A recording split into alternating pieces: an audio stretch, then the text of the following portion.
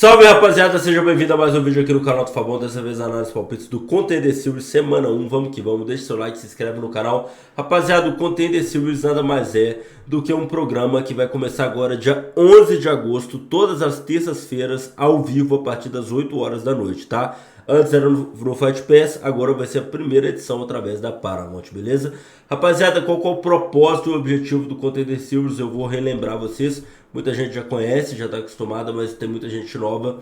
É o seguinte, cara, o Dana White, que é o seu UFC, ele faz um programa que é 5 lutas, né, de cara de tudo quanto é lugar do mundo. Vocês podem ver aí, tem cara dos Estados Unidos, do Líbano, da Índia, do Congo, então mesmo cara do mundo inteiro, colocam eles pra lutar. E quem ganhar tem a chance aí de ser contratado pelo UFC. Cara, qual que é o grande barato do Contender? Não basta você ganhar a luta, você tem que convencer, beleza? Então se você entrar pra amarrar, não for pra dar show, não dar seu máximo, esquece. Você pode ganhar a luta, vai constar no seu cartão profissional, mas você não vai ser contratado. Inclusive, tem cara que perde e é contratado. Isso que é o do caramba do Contender Series, tá? É realmente uma entrevista de emprego que o UFC faz. Rapaziada, então vamos que vamos pro vídeo de análise, tá? Essas 5 lutas, galera, ficou um pouco difícil pra gente, tá? Pra começar, o nível de confiança não tá tão alto. Inclusive, algumas casas ainda não abriram as linhas. Eu tô fazendo com as odds as linhas da Bravo. Abateu que a casa que geralmente opera, ela ainda não abriu. Então, pô, senão eu ia ficar muito em cima da hora pra gravar o vídeo. Ainda mais tem o UFC agora, né, do Yangel contra o Makhachev no próximo fim de semana. Ia ficar bem em cima da hora. Então já tive que adiantar aqui. O nosso porradão do card já está aqui, tá? Na descrição do vídeo ou no comentário fixado, que é a nossa múltipla do Contender. Então vamos que vamos. Rapaziada, não tem nenhum brasileiro, melhor, não tem nenhum atleta sul-americano aqui nessa semana 1. Então realmente ficou difícil, cara. Muito cara que a gente não conhece, que a gente teve que ir atrás estudar, ver algum vídeo.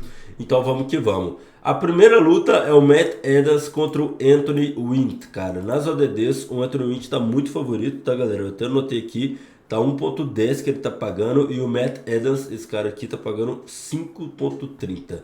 Então o Anthony Wint é muito favorito, tá? É um cara invicto no seu cartel profissional, 6 lutas, 6 vitórias, 30 anos de idade. Tava vendo a história dele, é um cara que jogava futebol americano. O estilo dele, mais ou menos assim que falar, é um daqueles caras peso pesado que é um pouco mais baixo, que não tem 1,90 m, tipo Josh Hockett ali, sei lá. Então ele é um cara que se movimenta bastante, a trocação dele é decente, geralmente ele ganha suas lutas via nocaute. E cara, o principal destaque dele é a mão pesada, tá? Não tem muito o que falar a não ser isso do Anthony Wint, porque como eu disse, são poucas lutas, apenas 6. Ele enfrenta o Matt Adams, que é outro peso pesado, 8 lutas de MMA, 6 vitórias, 2 derrotas. Só que assim, ele é bem baixo para peso pesado, tá, galera? Ele tem 1,78 m. Eu sempre destaco que isso é um ponto a se considerar, se tratando de peso pesado. A gente tem cara aí como o Volkov, aí, porque tem mais de 2 metros. Então realmente ele é bem baixo. Apesar de que ele vai enfrentar um cara que tem 1,80 m, 5 centímetros só mais alto que ele. Ele vem do LFA, fez algumas boas lutas, enfim, não vi tanto dele assim. Já lutou Belly Núcleo, que é o boxe sem luvas, já lutou luta de boxe.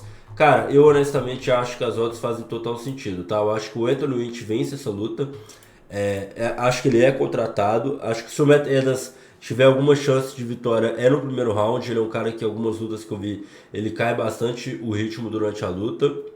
O Anthony Wint é um cara muito mais atlético, com muita mais mobilidade. Então o meu palpite aqui é o Anthony Wint ganhar via nocaute, tá, rapaziada? E se o Matt Edmonds tiver alguma chance, é no primeiro round, tá? Via nocaute também, porque é o jogo dele e porque no segundo e terceiro round ele tem uma queda de gás considerável, pelo menos nas últimas lutas que eu vi. Então nessa primeira luta, a gente iria com o lutador americano Anthony Wint para ganhar. Próximo confronto, Abe Al-Saghir contra Fabrício Escarrega, tá? Rapaziada, essa luta aqui, o lutador libanês, o Abe Al-Saghir, é um cara que tem uma boa forma física, um cara que tem uma boa mobilidade. O problema dele é que ele vem de um evento que não é muito conhecido, que é o Legends of Combat, tá? Que não dá pra levar tanto assim em consideração. Eu tava vendo algumas lutas dele, ele é um cara que é bom nos 2 níveis da luta, consegue trocar, consegue botar pra baixo, enfim, é um cara bem pra idade dele, né? Ele tem aqui 25 anos de idade e 8 lutas de MMA. Ele tem uma boa experiência porque também já lutou MMA amador, se você for ver aqui, tá? Ele começa o seu cartel de MMA profissional em 2023 aqui. E aí, pô, já coloca uma luta em cima da outra, uma luta em cima da outra. Ele enfrenta o Fabrício Escarrega, tá? Que é um cara de 1,85 m. Então ele é consideravelmente mais baixo aqui. Vai ter 10 centímetros de desvantagem aqui o lutador libanês. E cara, esse lutador mexicano, do que eu vi, eu achei a trocação dele muito melhor, principalmente a nível de distância. Porém, ele necessariamente vai ter que tentar evitar as quedas do libanês. Ele vem do evento chamado Budocento, um evento mexicano regional ali, que não é tão confiável. Já lutou Karate Combat, inclusive ganhando. Então, assim, cara, é uma luta que tá muito equilibrada, tá? Nas odds de momento, tá? O Fabrício Carrega, esse lutador mexicano, ele tá com o Mazarão pagando 2,01 e o Abe Al-Saguir tá pagando 1,70 em média, tá? Eu iria com o lutador mexicano, eu iria com a zebra aqui pela trocação das lutas que eu vi. Cara, não é tão confiável, palpite para meia unidade, talvez algo nesse sentido, mas de pré-credencial, pré-luta do que eu vi, me agradou mais a trocação do mexicano, tá? Ele é um cara que, se você for ver aqui, de 10 lutas de MMA profissional, ele tem 7 vitórias via nocaute. Então é um cara que tem a mão pesada, vai ter uma vantagem considerável aqui da distância, na minha opinião. Se ele vier para imprimir a estratégia correta, ele tem tudo para vencer essa luta, fechou? Terceira luta, Bilal Hassan contra Emridou Saikia. Rapaziada, não esquece, deixa o seu like, se inscreve no canal. O Contender, tá? É terça-feira, a partir das 8 horas da noite, na Paramount, tá? Transmissão exclusiva. Nós temos o nosso grupo gratuito, 100% de graça, se você ainda não faz parte. Melhores informações tá aqui na descrição ou nos comentários do vídeo, tá? Tá tendo muita luta mesmo. Vai ter Rising, tá? Essa semana. Vai ter evento do Yangel contra o Makhachev. Tô trabalhando tudo lá, além de Contender Series, que vai ser 10 semanas seguidas. Essa é apenas a primeira semana. Então não perde tempo e entre no nosso grupo gratuito, tá? Então, essa luta aqui, luta de peso mosca, Bilal Hassan contra Emridou Saikia. A gente sabe que a Índia não tem tanta tradição assim no MMA. É um cara que de 10 lutas, 9 vitórias, mas não dá tanto para levar em consideração por se tratar de eventos que a gente não tem nenhuma informação, tá, galera? Eventos lá da Ásia. A única luta que eu vi dele foi contra o Agulali, perdão, no Road to UFC, que já é um evento que a gente já conhece, mas ele perdeu em 37 segundos, tá ligado? Então realmente fica bem difícil da gente confiar nesse lutador. E o Bilal Hassan é um cara que eu já conheço, já vi lutar. Ele é o atual campeão do Cage Fury, que é um bom evento norte-americano, né? Que outros caras que hoje fazem parte do UFC já foram campeões do Cage Fury. Ele inclusive fez 3 defesas de cinturão. E assim, cara, tem a mão pesada. Eu vejo o Bilal Hassan vencendo por nocaute, tá, galera? Vejo esse lutador da Indonésia ganhando por nocaute, um cara muito bom.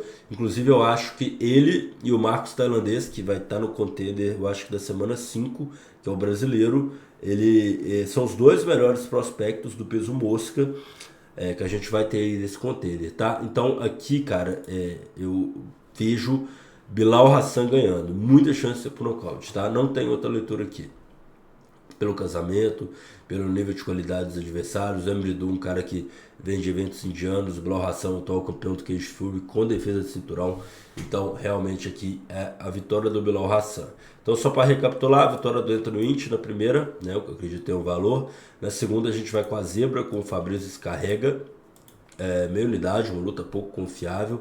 Mas, se o Fabrício vier para fazer essa luta ficar em pé, ele tem boas chances. E a terceira, o Bilal Hassan, para vencer, muita chance de ser por nocaute, tá? Galera, a quarta luta é o Tom Pagliarulo contra o Ananias Mulamba.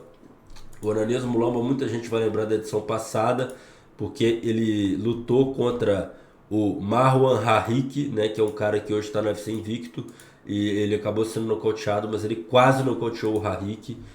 O Harik, desde que ele estreou no UFC, ele tem 2 vitórias por nocaute. Então o Mulamba não perdeu para cara ruim, tá?